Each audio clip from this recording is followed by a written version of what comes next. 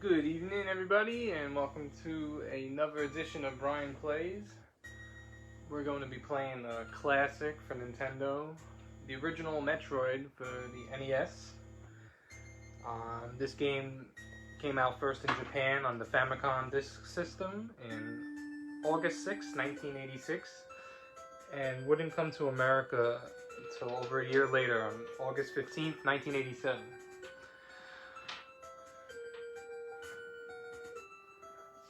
Let's just watch the opening title screen for a minute.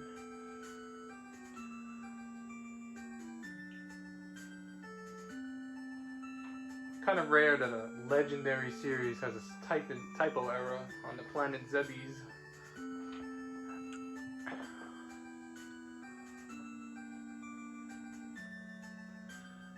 The composer of the music is Hirokazu Tanaka. Basically everybody that worked on this game went on to do other popular games for Nintendo, or were already well-established workers before this. So the basic story for this game is that the space pirates, out in space, they found the Galactic Federation research lab. They were doing research on Metroids, which are parasitic life forms that suck out all the energy on any living thing. And they stole these Metroids, and what their intention was to basically flood the Metroids, expose them to beta rays, and use them as biological weapons to destroy anybody that opposed them. So the Galactic Federation fought back against the space pirates. They found the home planet, but they failed, so they had to retreat. So their mission was to send Samus to this planet, and that's where you get the story. So we're gonna start from the beginning.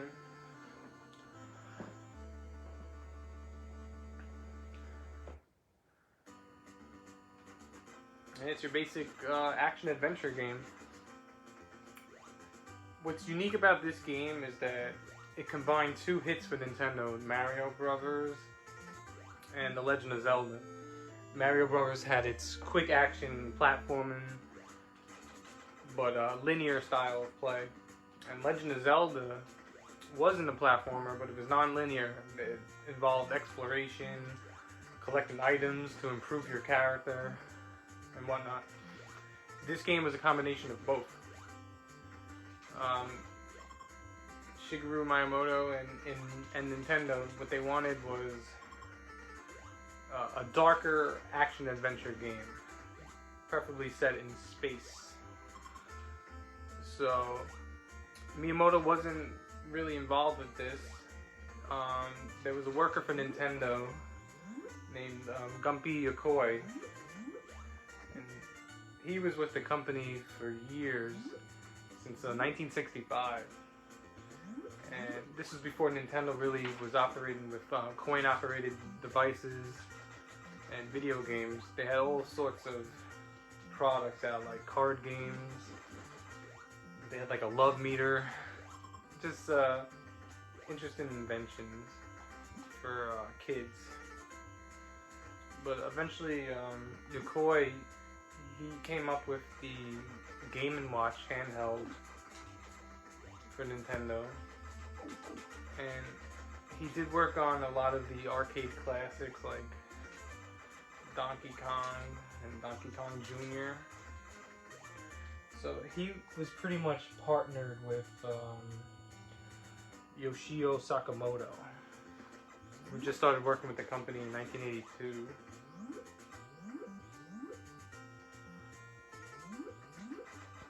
And they decided they wanted to come up with like a game that would take place in outer space, maybe on a planet.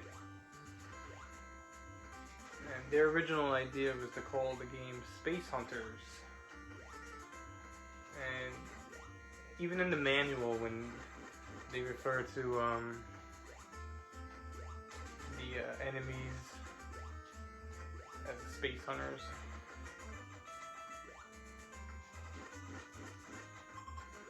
So they worked with the Research and Development 1 team to come up with this game. This game is heavily influenced by the Alien movie, which had come out a few years earlier, in '79, I believe. And the makers of this game were interested in H.R. Giger's design of the alien creature, and basically the atmosphere they wanted to emulate, the Alien movie environment. And they even named one of the bosses Ridley in honor of Ridley Scott, who directed the Alien film.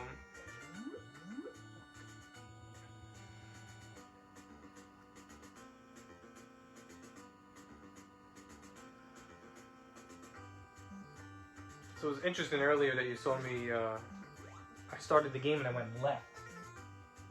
All game convention tells you to go right. But if you go right, you would come to the dead end, which requires you to go back to look for another way through. And when the developers made the game, they didn't have a lot of memory to work with. So they had to figure out, what is the game design going to really be? So they pretty much designed a hallway with a wall on one side and a wall on another side. And they said, how would the main character progress through the level? And they had late nights drinking coffee while they were working, and they figured, well, what if we could change our size and crawl into a crack in the wall, or blow up a little crack in the wall. And that's how the exploration theme slowly got drawn out.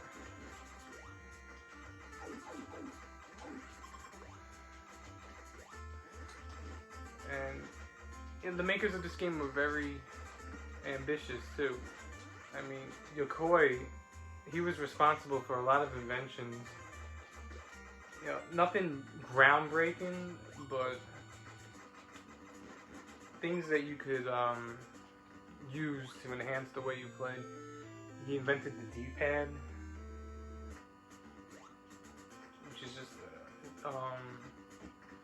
a basic construct of the controller that you use. You don't even think about how that came about. He also came up with the NES Zapper, which is like the light gun. And he also came up with the original Game Boy design too, which was after this game came out.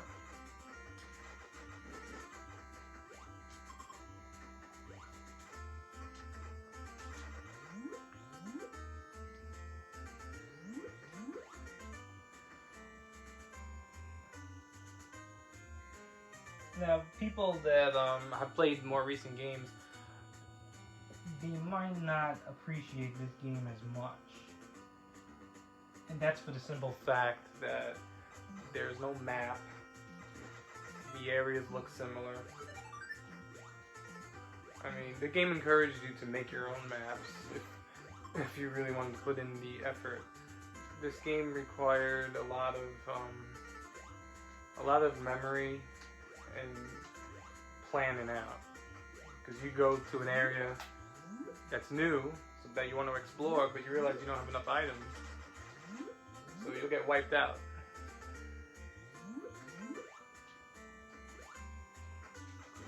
And the makers of this game also wanted it to be like a desolate environment, just filled with enemies. They wanted you to have a feeling of being alone by yourself.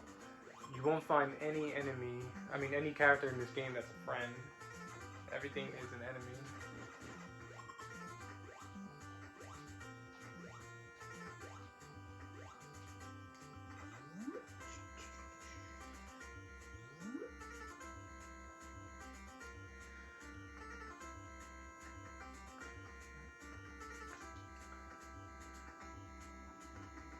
A lot of this is just based on memorization when I was a kid. It's almost like muscle memory, but I want to complete the game and get all the items, so you might see me get lost sometimes. You might see me get frustrated. But that's just the fun of it. This game also has a few breakthroughs that you rarely saw in games prior to 1986. One being that the protagonist is a woman. I mean, I'm not spoiling anything. People know now that Samus is a woman.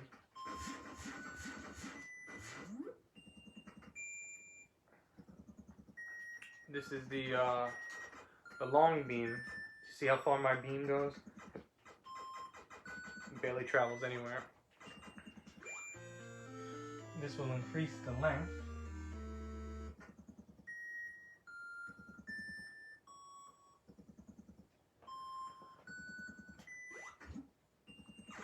Yeah, so one of those late nights when the developers were making the game, Sakamoto, he suggested, he goes, wouldn't it be crazy if the players played this game for several hours, beat it, and then found out that the main character they were using all this time was a woman? And when he said that, the developers were like, let's go with that. So that's how this character became known as a woman. And the only way they could reveal that would be to have the suit removed. And a good time to do that would be at the end of the game, after the credits rolled. But it wasn't going to be that easy. They set rewards for how fast the game could be beaten. And I believe if you beat the game under 5 hours, Samus's suit completely goes away.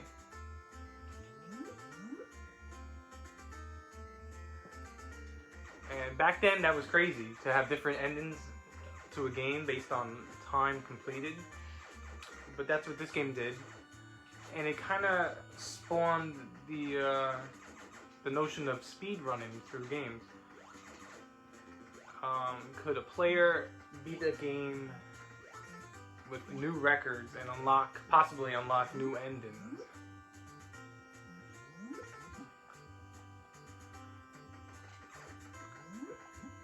I know if I go in this door and the enemy goes in the door, I can get hit, which is a little cheap.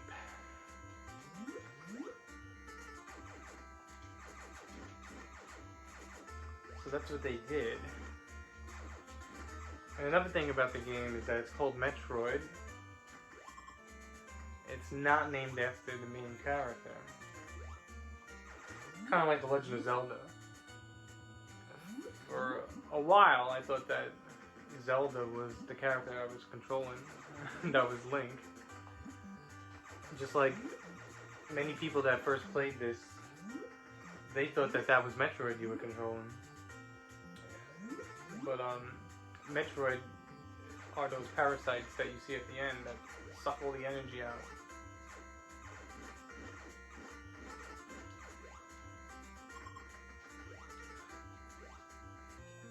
That gives you an extra 100 bits of energy. So as you get all these items, you become more and more powerful. And then you can advance into the game. There's places that you might not be able to access now. They're just out of reach. But then when you get an upgrade, you realize you can get there. And like I said, it started the gameplay style for speedrunners. It also created a new gameplay that people refer to now as like Metroidvania. Those are styles of games that are non-linear. You can explore and find new items, which enables you to branch out. And those come from the Metroid game and Castlevania game, particularly Symphony of the Night, which had the same style of play as Metroid.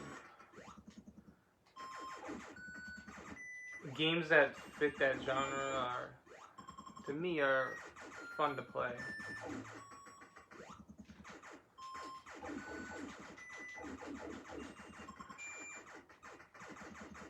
I need to find more missiles. There we go. I need one more. And so the game was originally called, well, going to be called Space Hunters, but they decided to go for Metroid.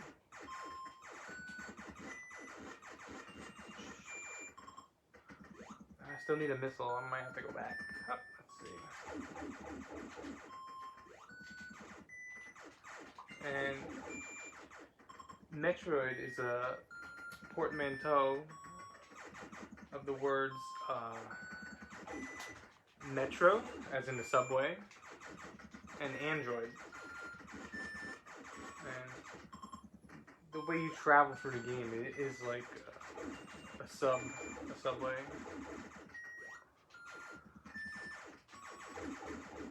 There's a lot of hub worlds that connect to each other.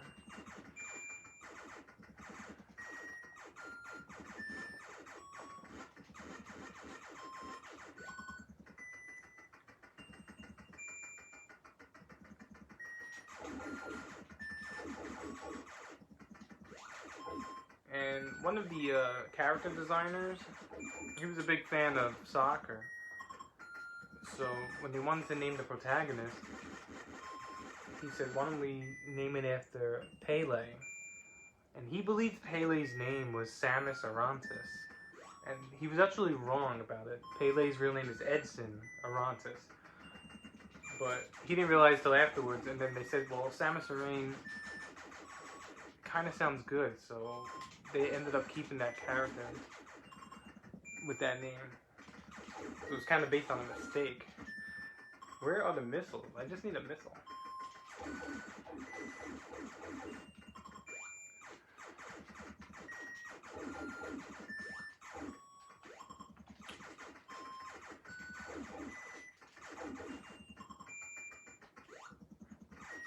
When they designed Samus, Samus was a fast character. Always seemed to be running and running. And they wanted to slow the character down, but didn't know how. And they had, constraints with the memory. And they ended up making corridors a lot longer. And that's why a lot of Metroid games to this day have big, expansive rooms. Because it all started from this game.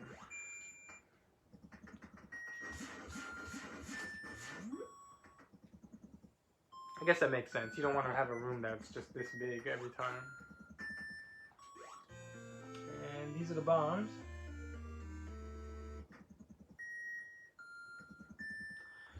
If you roll to a ball, yeah, see.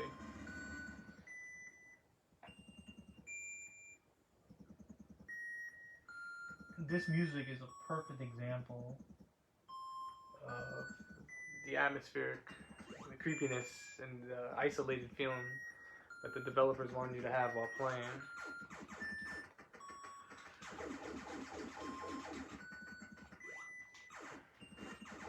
Some complaints about the game. I mean, it's easy to complain about a game now, knowing how games are today. A lot of gripes with the game is that you don't start off with full health. Enemies can go in the doors with you and damage you, and there's nothing you can do about it. After you get hit, you don't really have a wave of invincibility, so you can keep getting hit fast, and your energy can really drain out. And of course, if there's no map,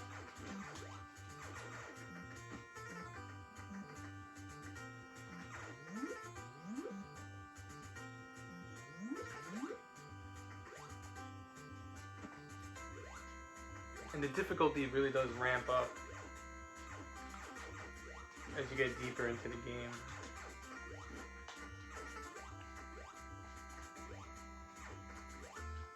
All these problems, though, were perfected in the sequel, Super Metroid, which is actually the third Metroid game to come out. I think Super Metroid is the greatest game of all time. Now, I used to go back and forth between that game and Ocarina of Time. but in 2020, I think Ocarina of Time is a little blocky today. I think Super Metroid looks perfect, and it's the best designed game, hands down. Because going back to it now, I realize how many different paths the developers knew exactly where they were placing every single obstacle and block. And I didn't realize how many different paths you can actually take to beat in the game. Super Metroid has speedrun competitions, and they're still learning new things about the game today. Which I think is crazy, 26 years later.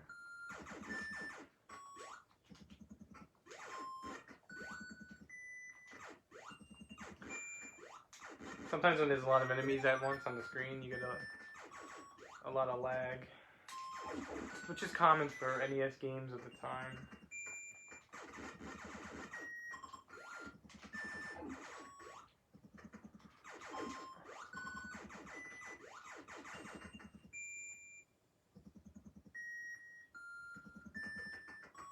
Back to the needing that one more missile again. These guys don't give you anything.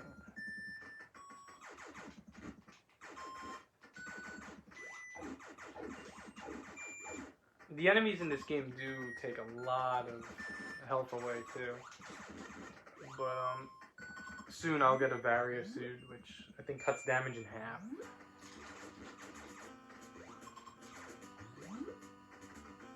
It's a game very much like Zelda. When you start off, you're very weak. But towards the end of the game, you're so overpowered. Although, this game is definitely the hardest of the first three. I would say by a long shot.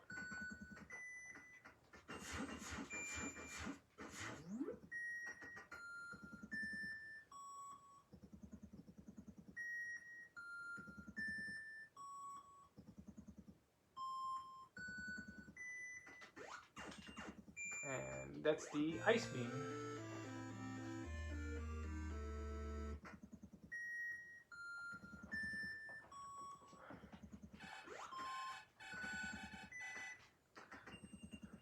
As fans of the game know, the ice beam is crucial to beating the last part of the game.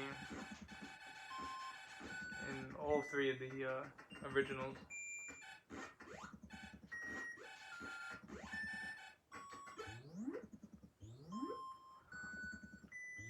So because this game had so much inspiration from Alien, an American film, the game actually did not resonate with Japanese players when it came out in '86.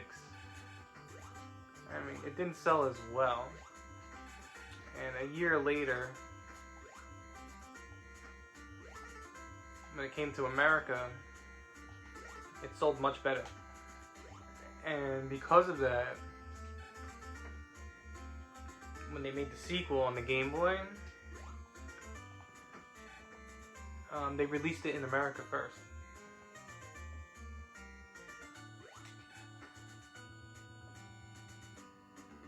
See, this is an example of a secret too, that forces you to explore and take chances.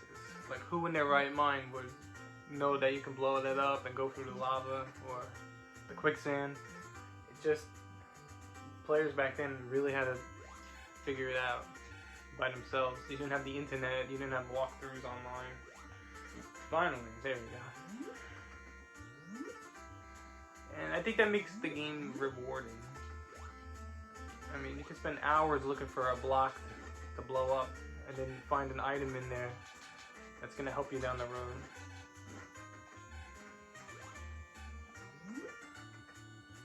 We used to call those the flying pickles.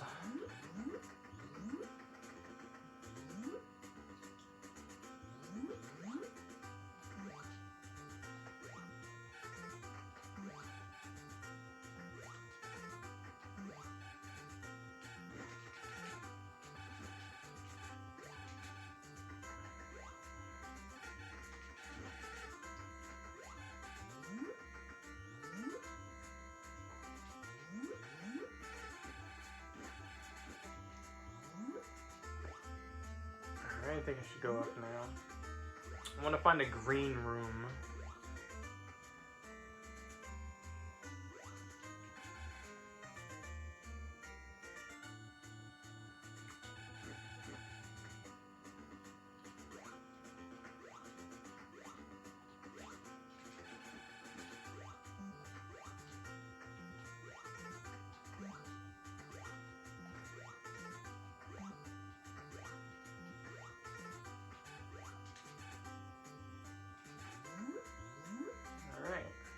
Here's the green room.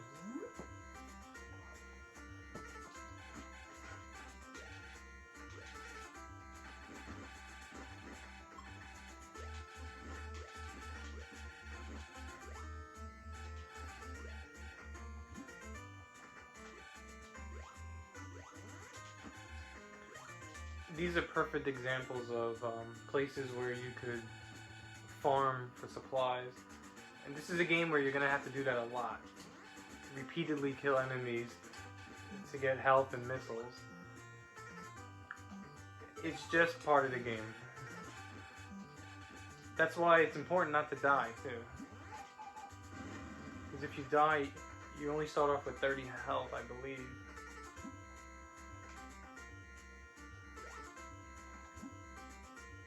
And I don't even remember how many missiles you have after you die.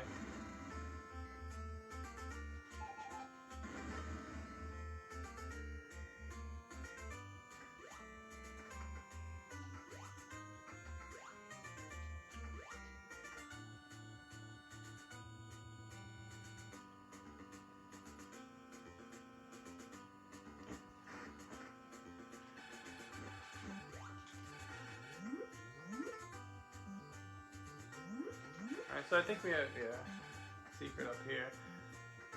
This is going to be difficult. What you want to do is get this enemy to go up there.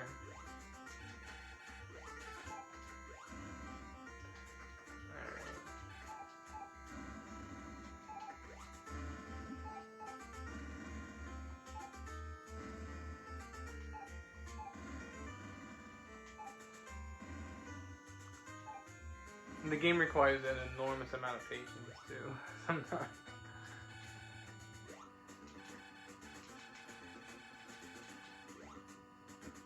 Ah.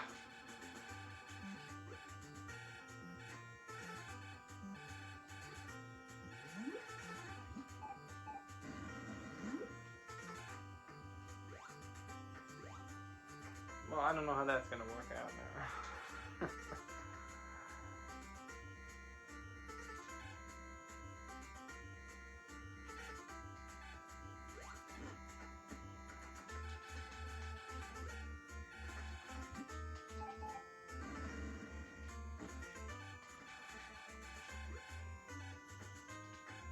Ah.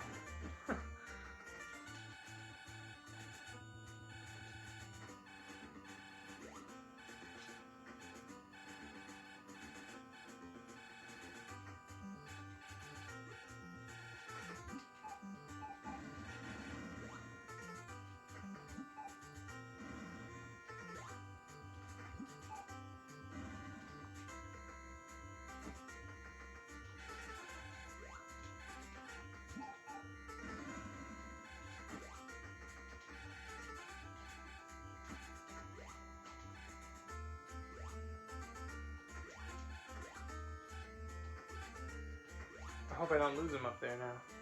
I think I lost him.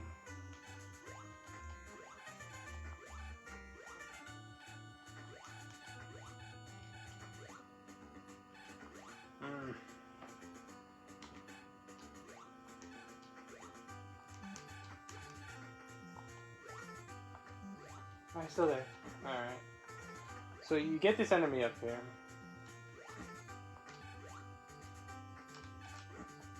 And then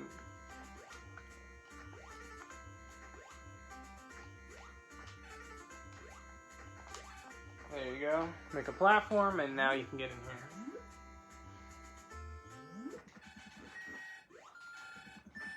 These are things you do to try to cut corners in these games. Now you just gotta watch out for your health.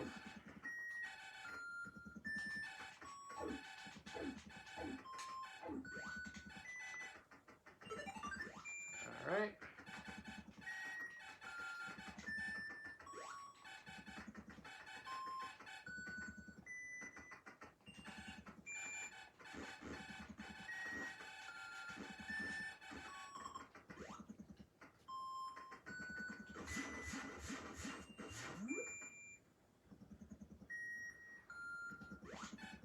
And that special item is the Various Suit, which cuts all your damage in half. I believe you need this item. Otherwise, it's not going to be fun. So just be happy you got it. And it changes your color too.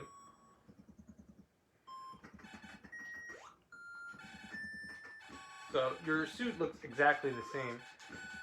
In the Game Boy version, because it was in black and white, when you got the Various Suit, there needed to be some kind of indicator that showed you that you're wearing the suit and that you got the item. So what they did was they upgraded your suit with like the it looked like the shoulder pads and all that. That change in design ended up being used forever whenever you got that suit. But it was because of the Game Boy black and white version that they actually changed the actual look of the suit.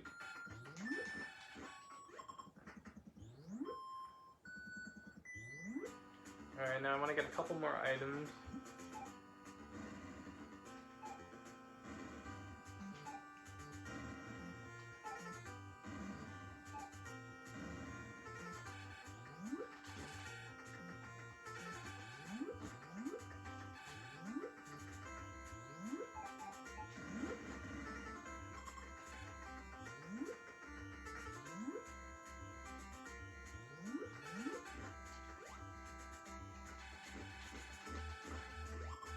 Your weapons feel so weak in this game. You have to hit enemies a million times just to kill them. It only gets worse as you go on. And there is another beam you can get to, the wave beam. Not a lot of people find it, but I'll get it later for sure.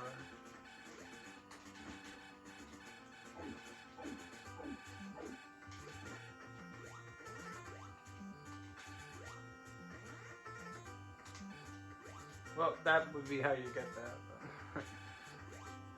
So now you can stand here if you want, refill. We'll keep going.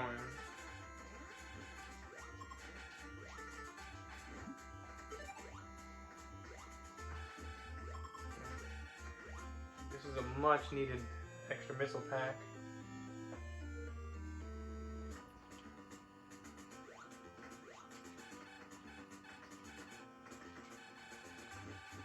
Now this looks like a dead end, but you can shoot up and get across. Now, stuff like this was either despised by game players or loved. And basically that just determined what kind of player you are and what games you like.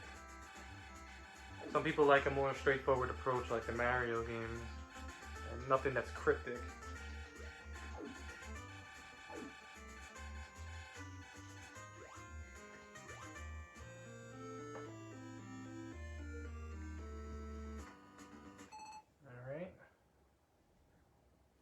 So we got the second E already.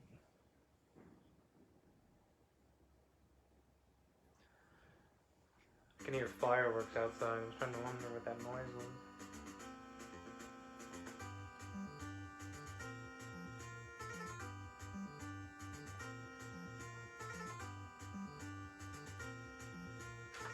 So I guess I can go to Brinstar.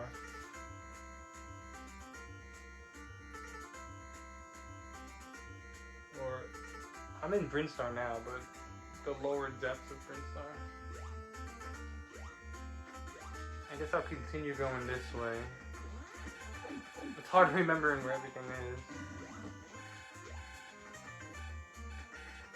I wonder if I'm still weak though.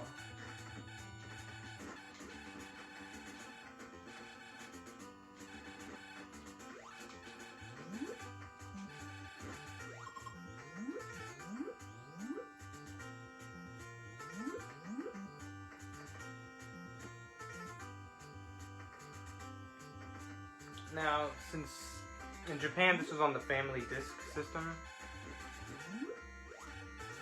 it was able to support saves with a battery pack, just like the Legend of Zelda.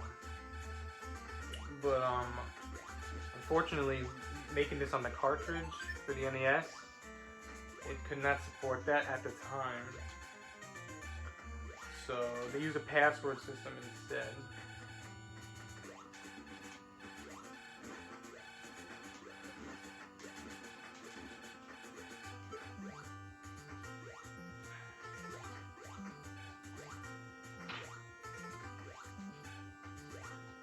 See if you have full health.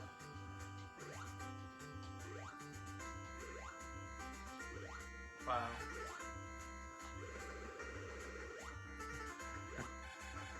You can just freeze the guys and skip them.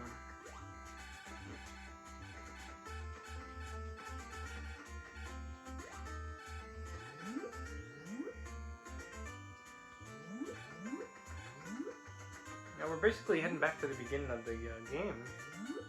Because now we have bombs, a couple of E's. Not a lot of missiles though. It could be a risk going this way, but I'll take it. I know I'm gonna get more missiles regardless.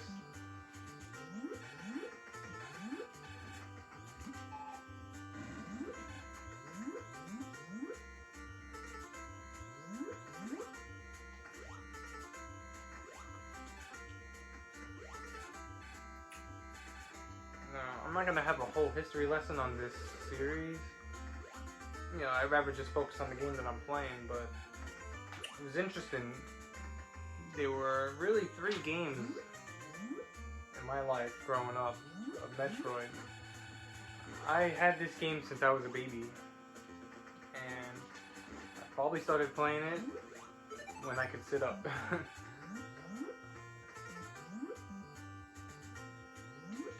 And when Metroid 2, The Return of Samus, came out for the Game Boy, we got that game right away. That game might have came out in 91, 90, I'm not sure. But I love that game so much. You could be walking and suddenly encounter a Metroid and the music just picks up right away. I thought it was a great game, and a lot of people did too. In retrospect, they feel the game was very plain. It almost had non-existent music, but I really liked it. And then of course Super Metroid was a masterpiece, and then that was really it for Metroid. I mean, I had all 3 of those games by the time I was 7, almost 8 years old. And those were my 3 games, and I played them a lot. I would cycle through them. And I couldn't wait for another Metroid to come out. This might not be possible. I know there's an energy tank up here. I don't know where it is. Oh, it's over there. I don't know if I can get that.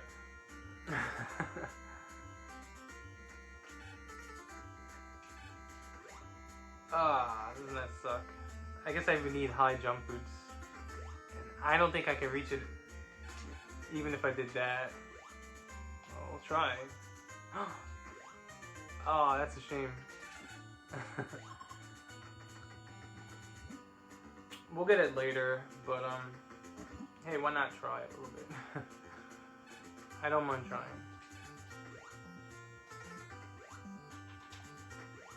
That's crazy that he can't reach that. Come on.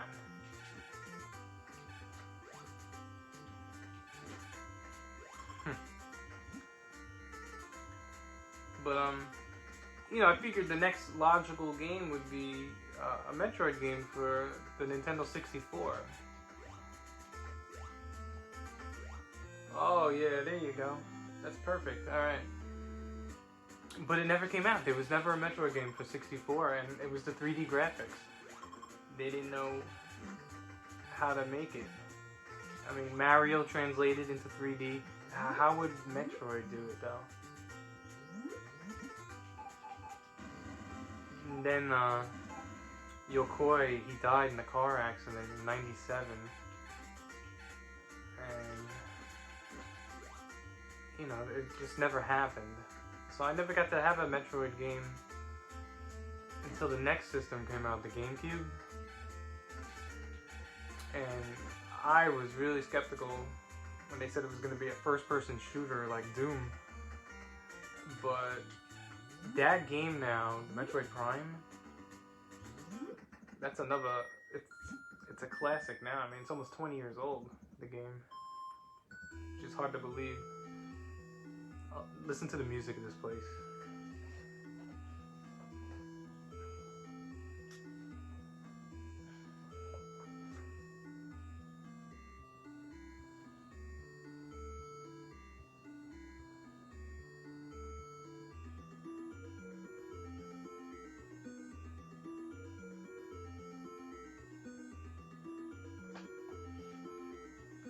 How awesome does that sound?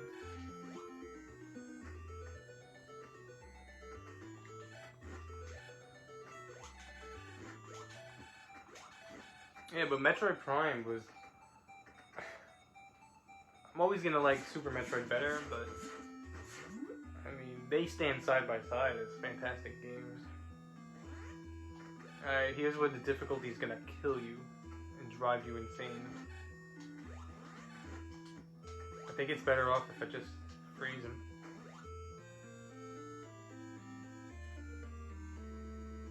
Now, I think I want to go back. I'm trying to think.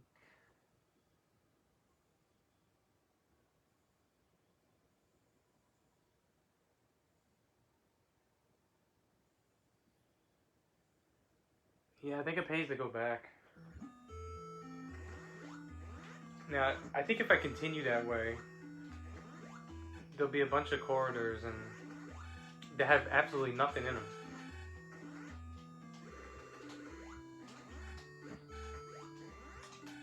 And I'm glad I got that E before. Look at this. Ugh. That's a hard game.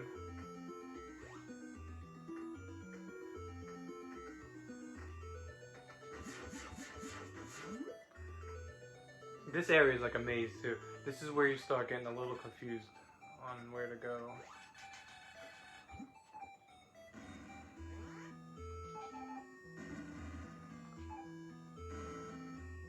There's another E here. That is very good to get.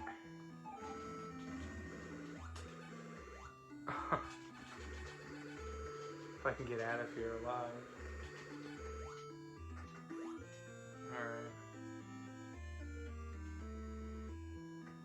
Let me get a moment to breathe.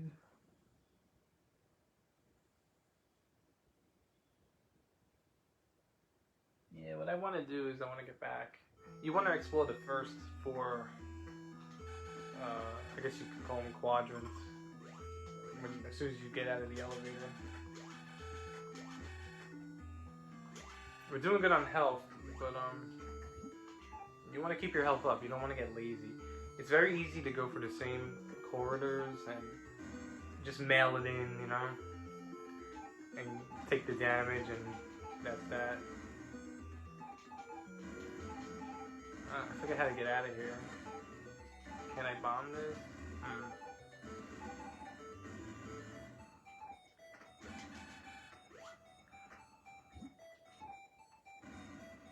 See that? Now this music is pretty cool, right? The first 30 seconds. It'll wear you down mentally.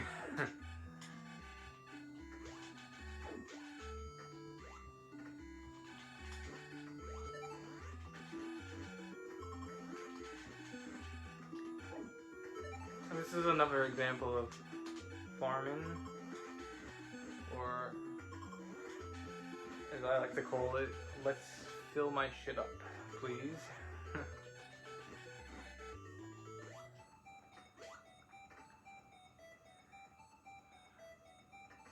I think I want to go back up and take the left side this time.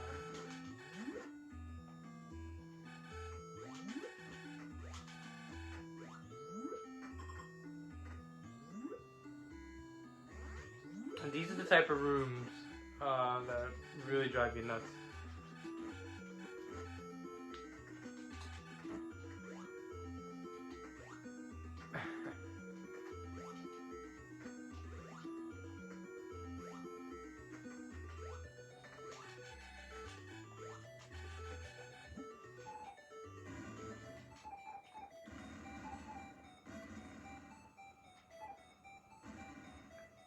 Remember, you can also use missiles to kill enemies, and it's something that I often forget. You know, I usually just use the missiles at the end, but they might come in handy.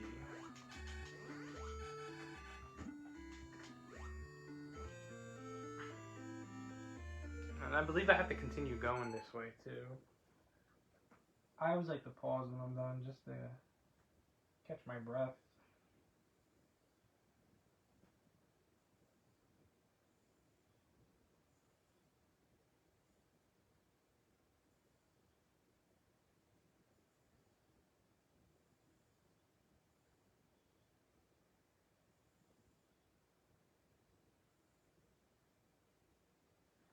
Yeah, might as well keep going.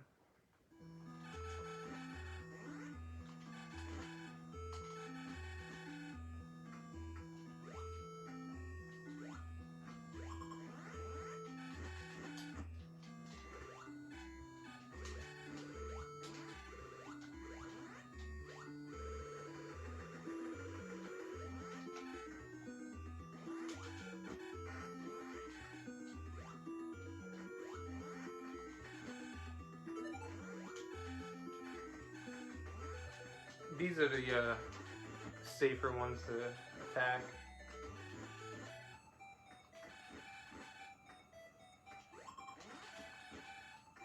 So you gotta be quick though. See? You can pretty much lose everything you gained.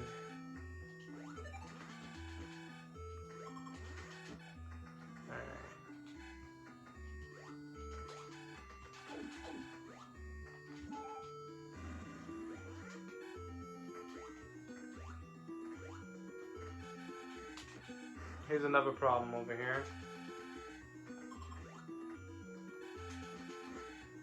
This is a good way to fill up.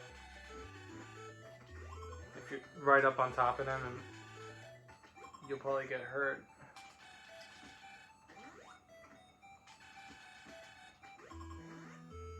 Some of the energies do fill up faster. This is 5 at a time. Some of them do fill up 20 at a time. And I don't think you can tell which one is which. Like in Super Metroid, the purple energy was big or small.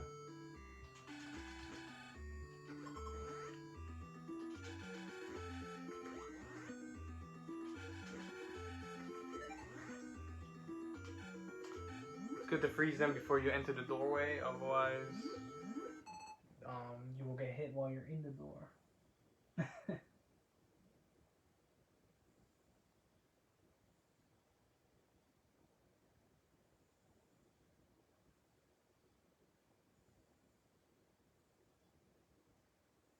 Alright, I think we're just gonna continue. Yeah.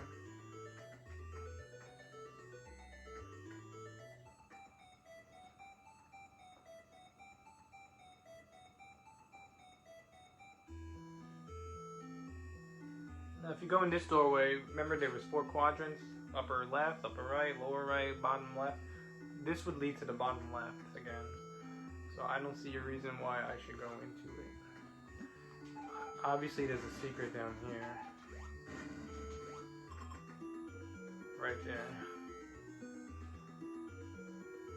So now we're over here. I don't know if these can blow up. Sometimes you see the graphics change color down there, or whatever.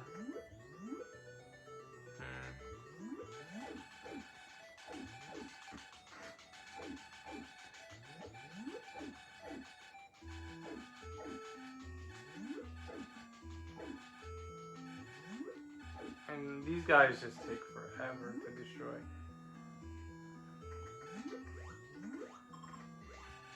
In one of these games, Super Metroid, you can actually fall down the pit. I'm not sure that happens here.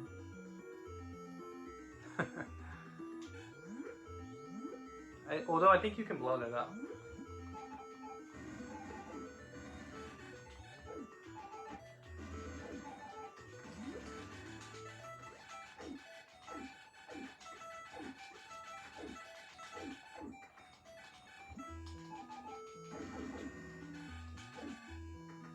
All that for missiles that I didn't need. So there you go.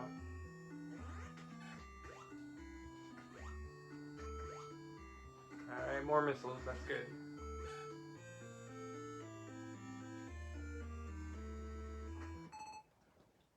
Now, I believe if I were to continue going...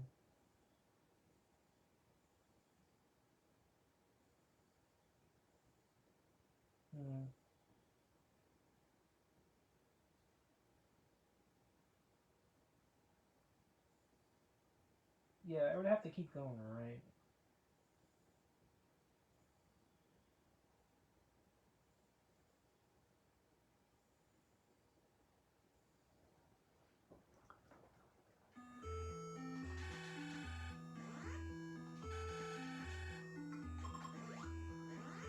If there's where the enemies come out, I call them pots. If there's a pot, it would help me out. Like right here, here's a pot. Of course we got these guys.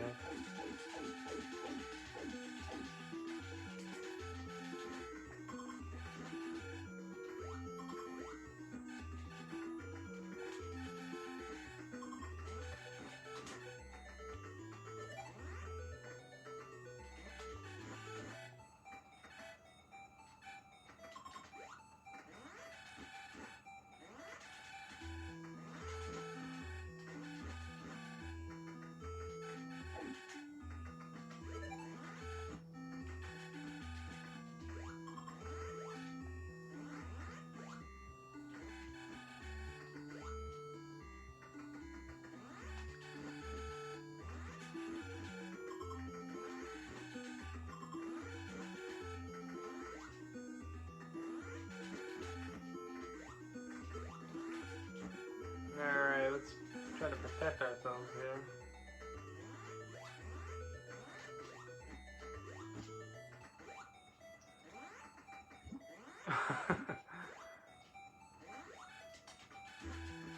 And this is why the game is known to be very frustrating.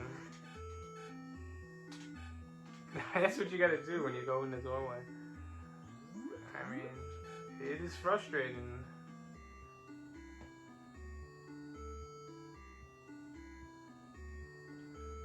I think I have to go up and the first door on the right, I believe.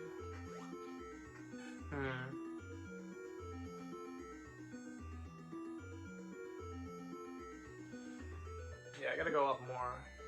Oops. I mean, if you got a guy over here, you gotta go for the kill.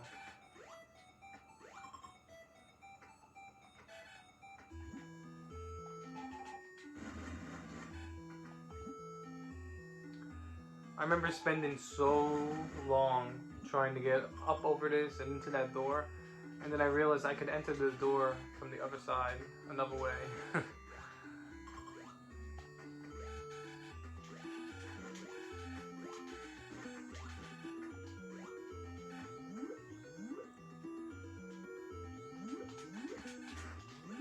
So now how are you supposed to stop from getting hit there?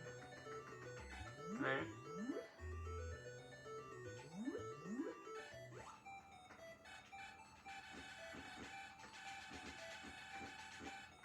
You guys gotta give me something. And that's an example of getting around the other way.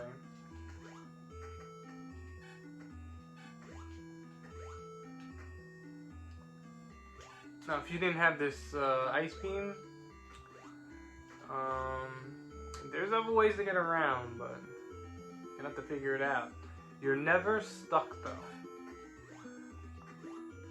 Unless you're trying to glitch the game, or maybe bomb jump in your way somewhere. You should never ever get stuck in this game. And that's why they're designed amazingly. The developers knew what they were doing. Ah, jeez.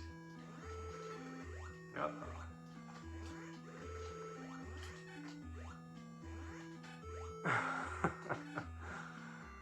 Oh, man.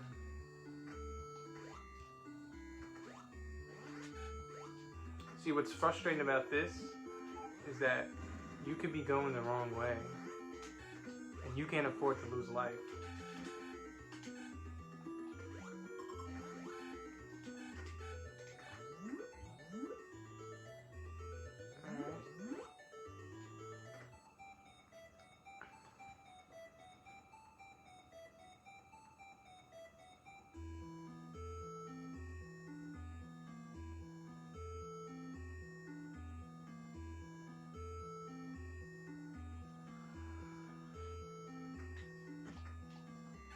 Oh, I wanted to get in there. Shoot. Oh, man.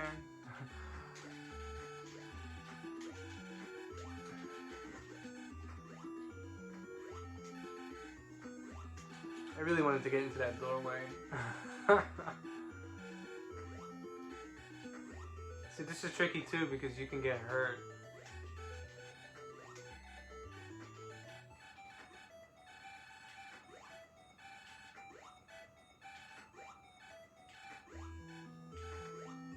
Well, that was pretty good. It's so easy to fall too. I believe it can pop you out too.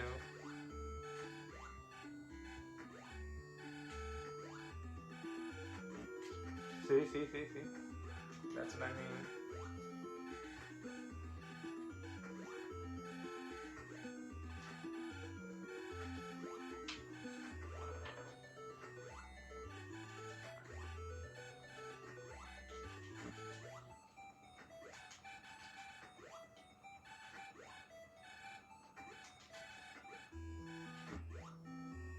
Come on.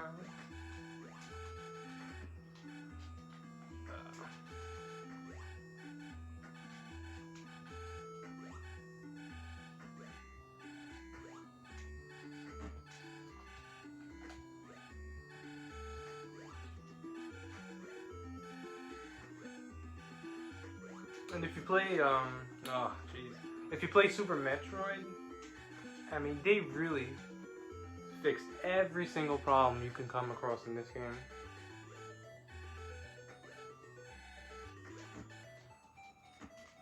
Well,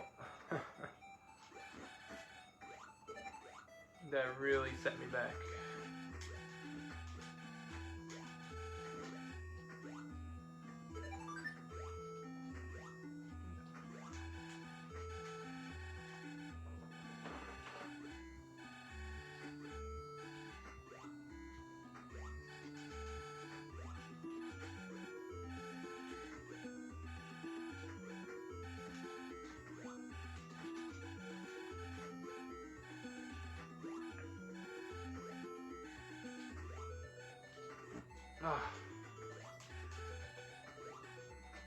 I should just save it whenever I make a new new ground on this. This is just for a missile pack too that I want to get.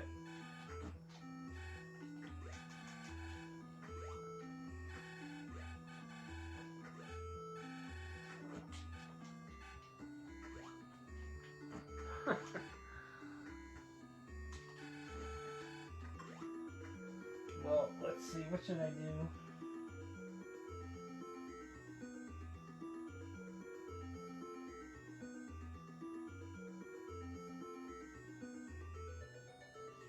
I think I'd have to go back anyways, no?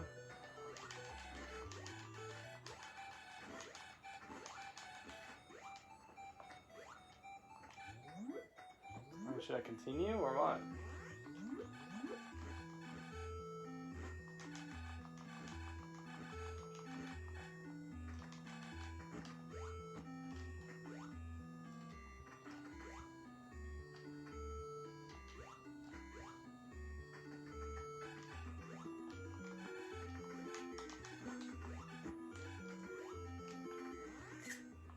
I'm taking pictures by accident.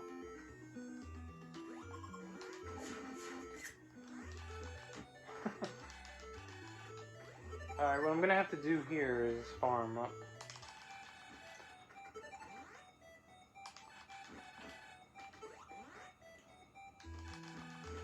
If I ever get up to a part and I have to stop playing, and I know I gotta farm in the future, I'll probably do this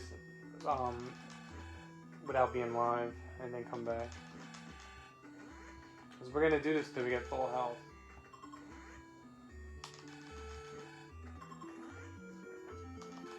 See, in Super Metroid they have energy refills, enemies spawn more health. Like, you would get the bigger health if your energy was low.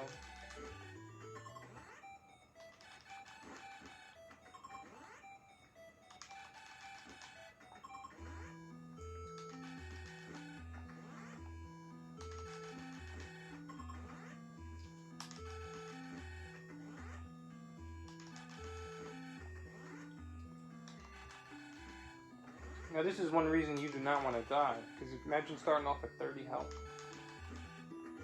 That wouldn't be fun. Now they're being cheap.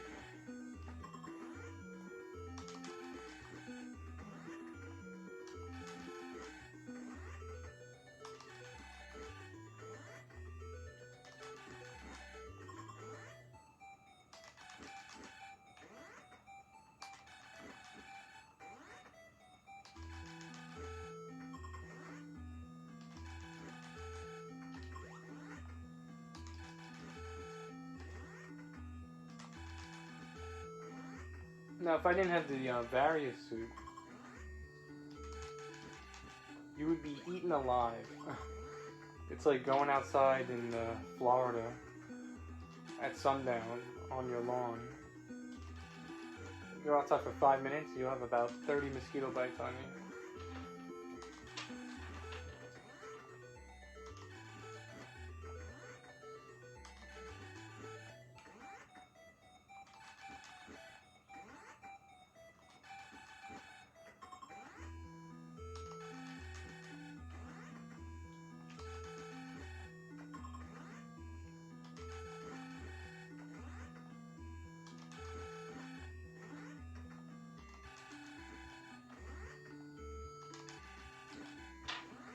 So in 2017, at E3, they had a teaser, I guess trailer, for Metroid Prime 4.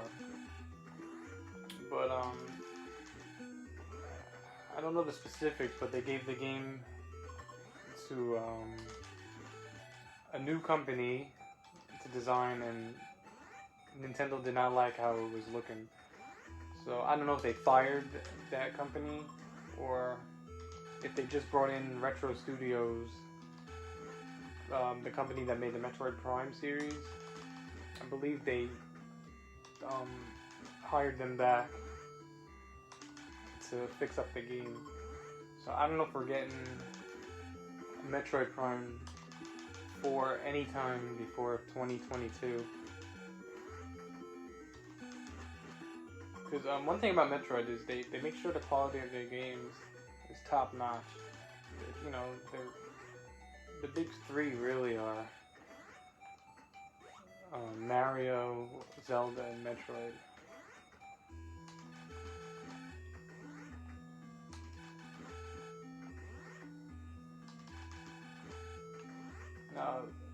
Probably the game that got the most criticism was Metroid Other M. From the title to the style of gameplay, the game received a lot of criticism, and there hasn't been a main Metroid game since. Now, they did have a remake of the second game on the 3DS, but I'm talking about main console game.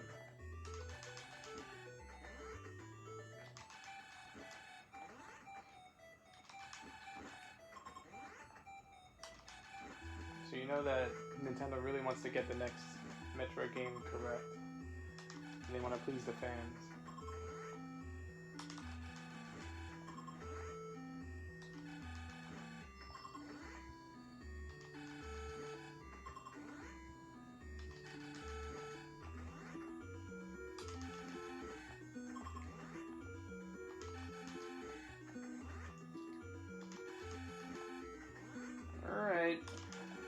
maybe I could just quit it here and we'll be good. I don't know. It's risky because you don't want to die. But I do have the luxury of doing this, making a save point.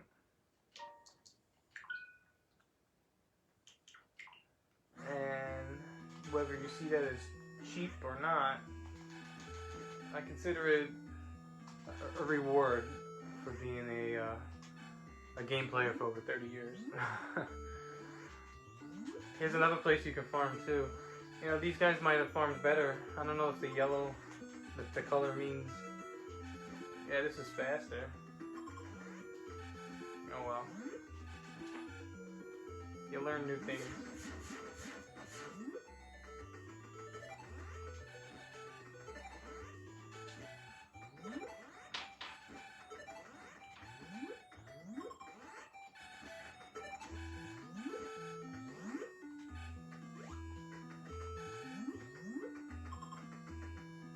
Alright, once we go in here, we're in Kraid's lair. This is Kraid's lair, and this whole white area, actually.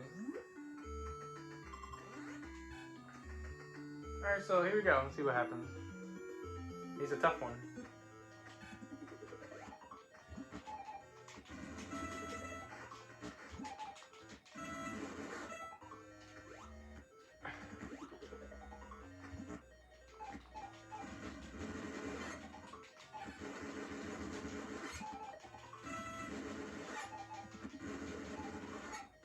You don't want to fall in those pits.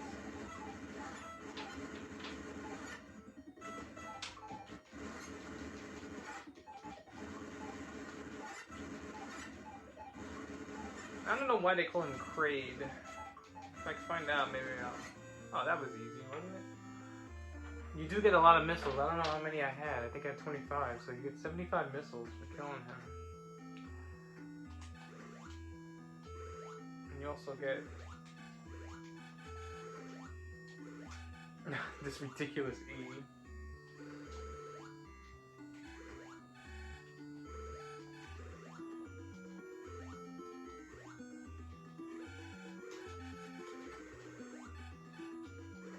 Well, how am I gonna get this?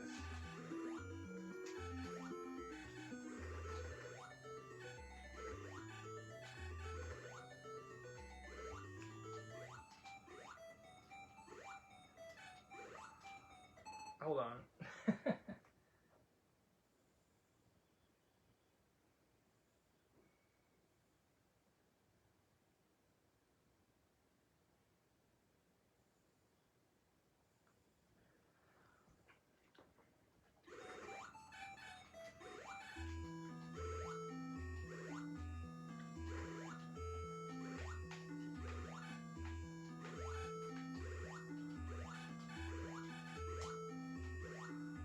Can I even get out of here? What is going on here? Even when I get it, how am I gonna get out of here? You cannot roll into a ball unless you're like that.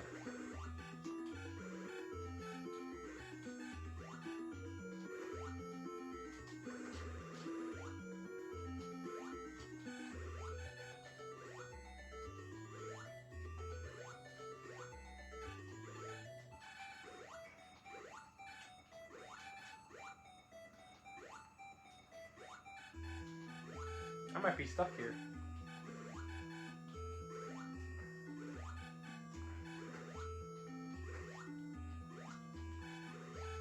I don't know why he's not getting it. But now he's back. That makes no sense. I guess it's okay to save.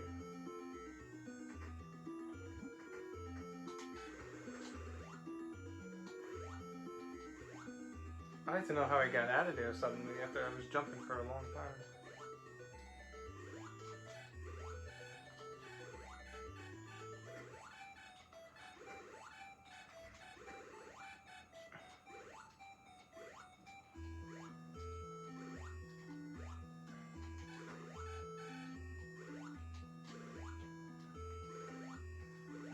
This is crazy.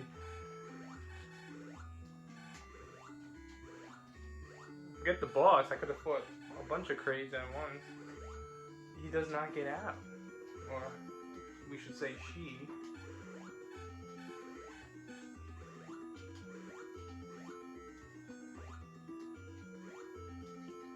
Maybe it's my controller. I'm playing on a Switch controller. I'm really used to the NES controller. Why can't I jump out?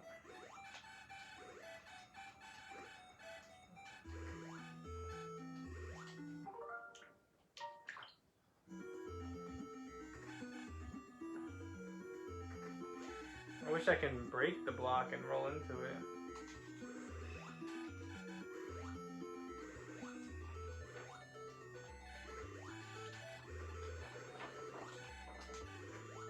I jumped out one time, which you saw. I mean, what I really have to do is shoot the block, jump out, and then roll into a ball, and then get back out. You never have to go back in here. It's not because I don't have the high jump boost. Because I proved I can get out.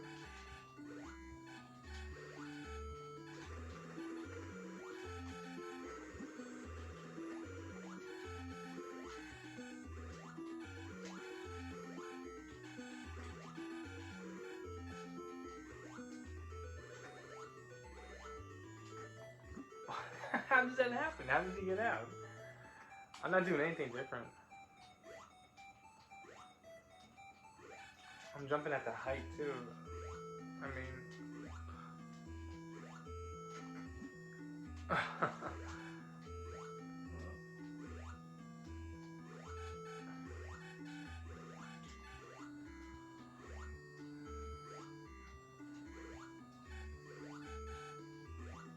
Well, I guess you encounter something new all the time. What? You gotta be kidding me. Well, this should be pretty entertaining, I guess.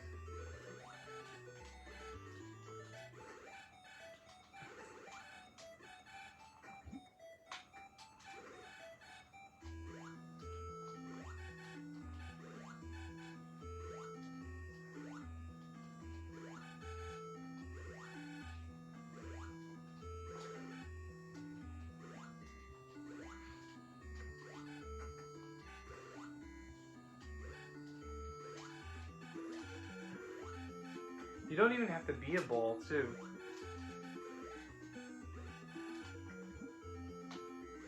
I'm leaning against the wall, too. Well, this is gonna be me all night. Once I get this, we're gonna wrap it up. This is crazy that this is taking more than 20 seconds.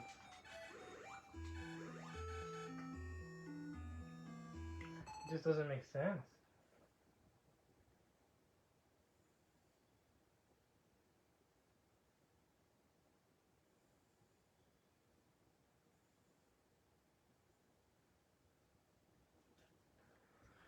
Imagine trying to collect this during the boss fight.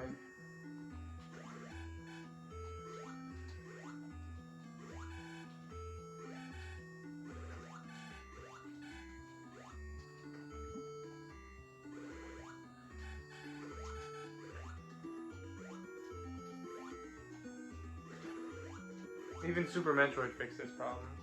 When you fight Ridley, there was no pit.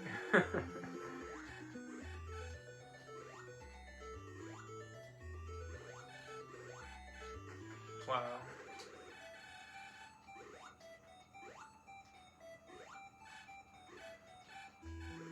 I even got the E at the beginning of the game. That was supposed to be tricky. Why doesn't he get it?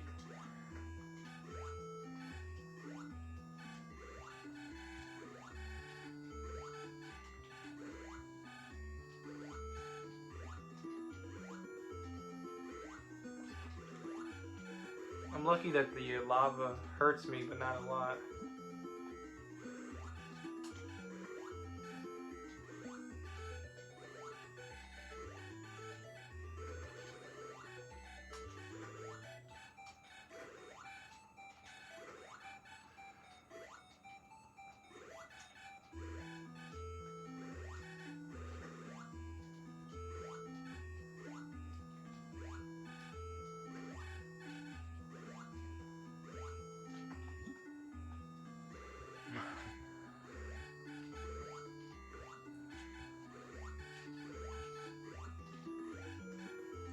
I don't know.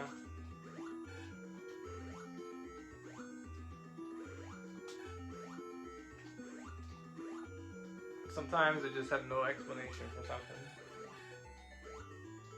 I've been getting this for decades with no problem.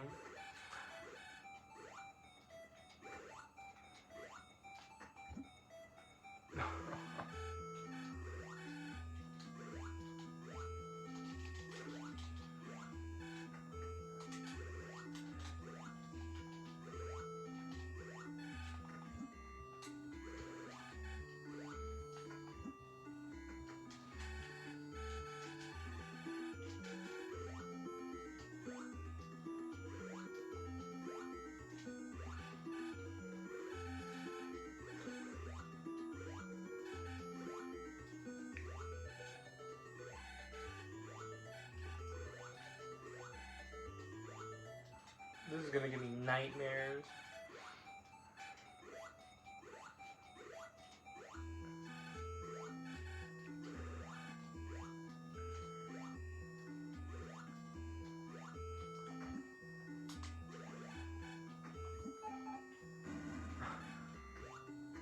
There's no other way.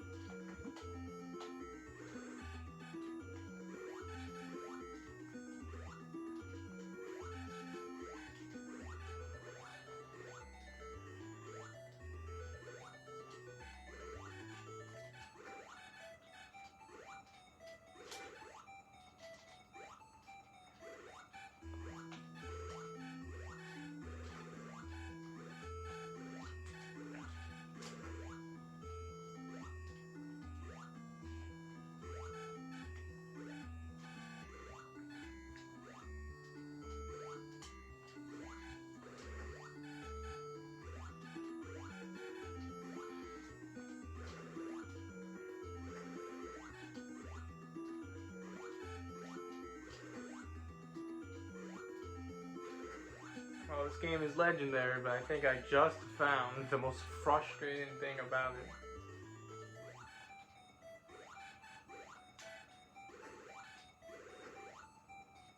Now I can't even get back up.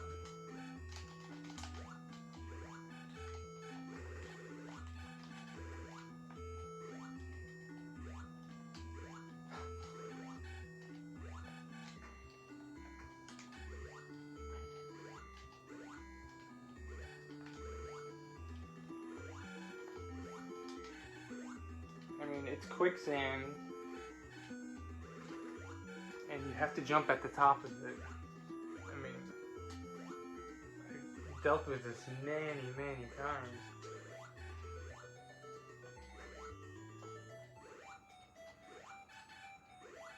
Obviously, what I'm trying to do is open up the block, get up there, roll into a ball, and roll in there. But even that's not working.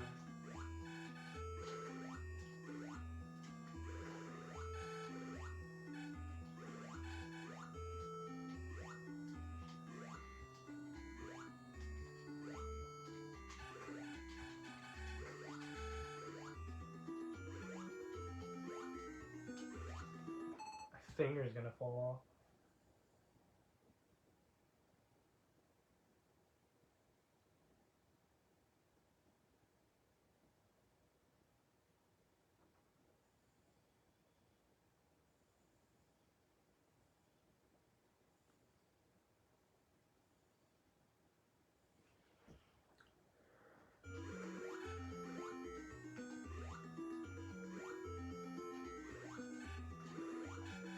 Well, I might have to restart.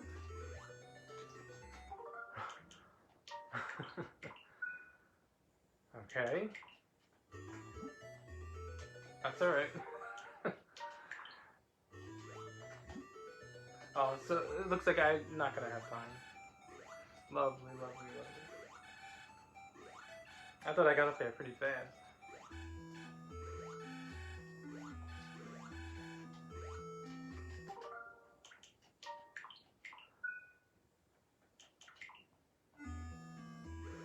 See, that's crazy.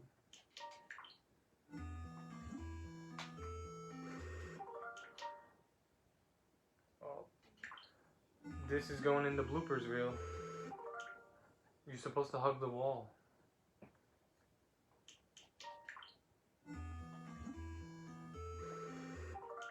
Am I like missing something? I don't understand.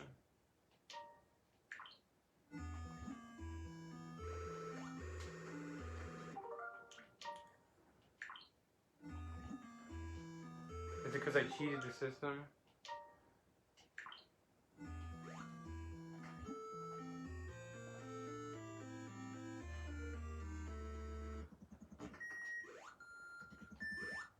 Was the music supposed to be different? What was the problem? Look, now he gets up easily. That's very fishy.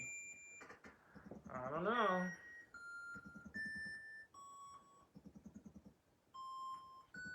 I don't know. Now the music changes and I'm able to jump normally again.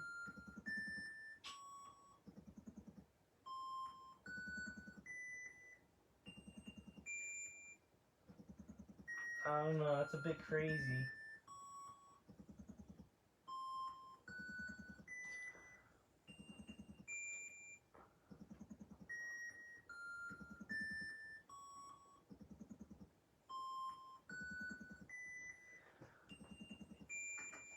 Well, let's just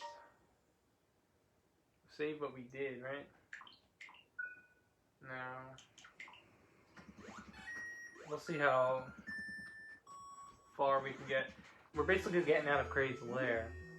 Now, I am missing one missile pack, and I gotta get it.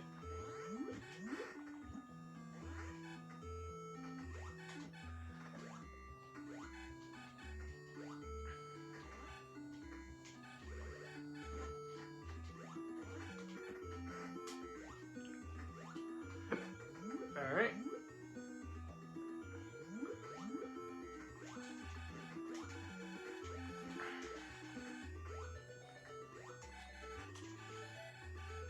Now this, we had trouble with the E. What do you think this is gonna do for me? Well, since we're gonna wrap it up, we're gonna abuse this little save just to speed up time. I mean, it will get done.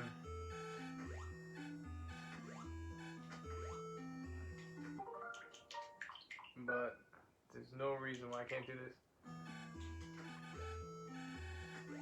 Now that problem with the E-Tank might jeopardize my finishing of the game to get the best ending.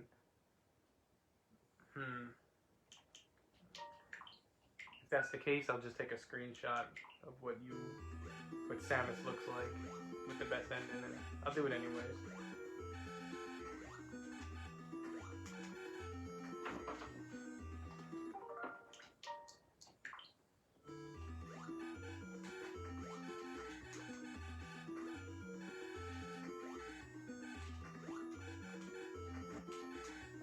Ooh, imagine falling on that side. That'll be the worst. Now, barring any catastrophe, I do want to get out of this area and quit the night on that.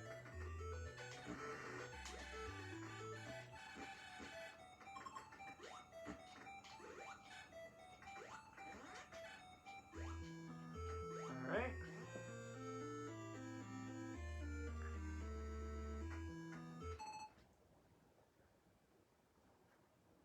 Alright, so I think that is it for Kraid's lair.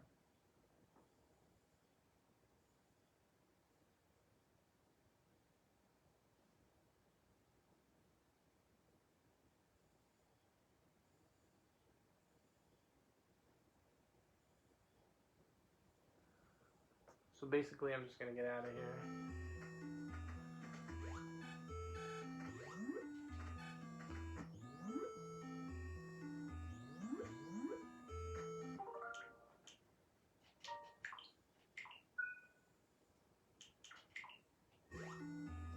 You gotta make sure you don't load instead of create.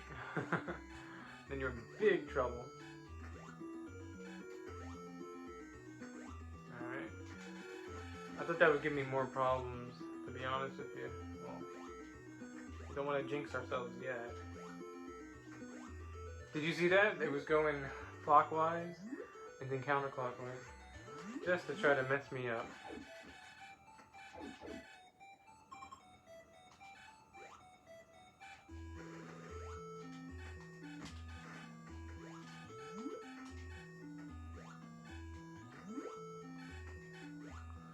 Another thing about this game that's different than, say, Super Metroid is that if you're not aiming up before you jump, you cannot switch to aim up. You gotta be committed to pointing up before you jump to shoot up. And that's a big problem because enemies change directions and ambush you in different spots.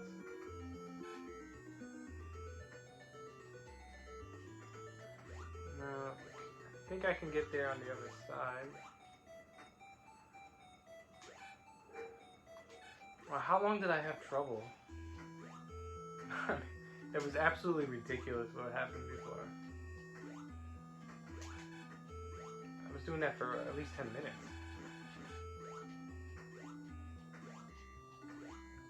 Now, I probably could have skipped that E, because I'm not sure if I can get any more E's, to be honest, and I know there's plenty of E's left in the game. But, that was a bit crazy what was going on. That was insane.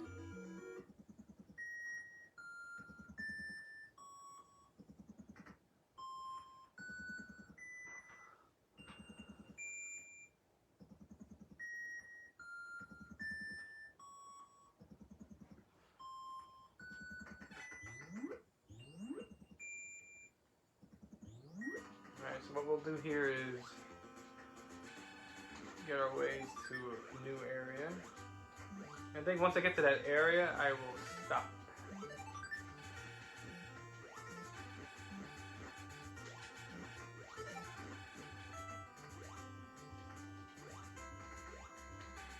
The main areas in this game are Brinstar and Norfair.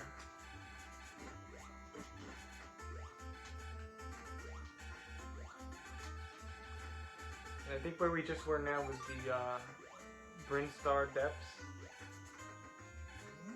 And we're gonna go to Norfair now.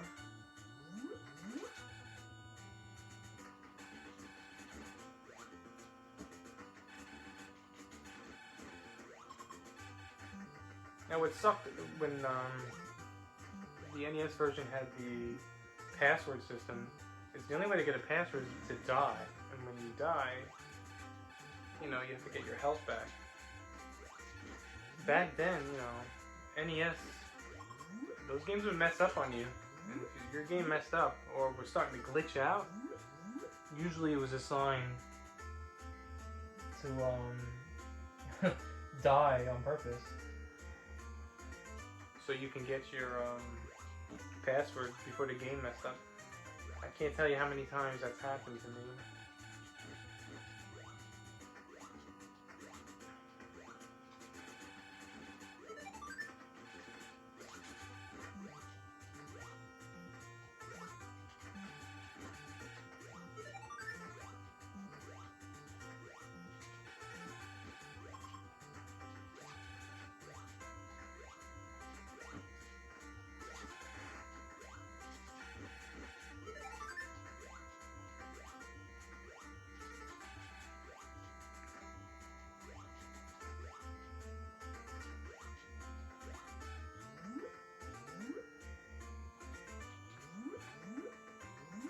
We gotta get to the gold area, and I believe we drop to the bottom.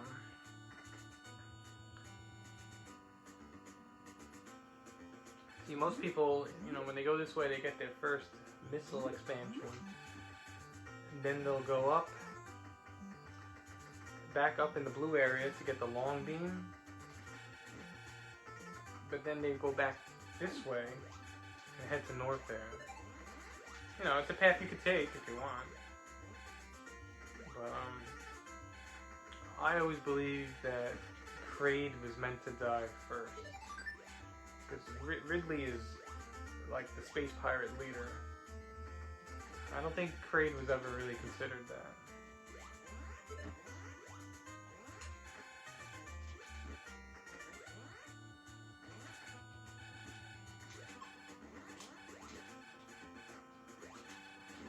these are perfect places to farm, but I think the enemies are less intense here too, so you know, it might be a good decision to go here as a beginner, get a lot of missile packs, and then go back to the Norfair. I mean the Brinsar Depths. Listen to this music. You'll be hearing it a lot next time I play.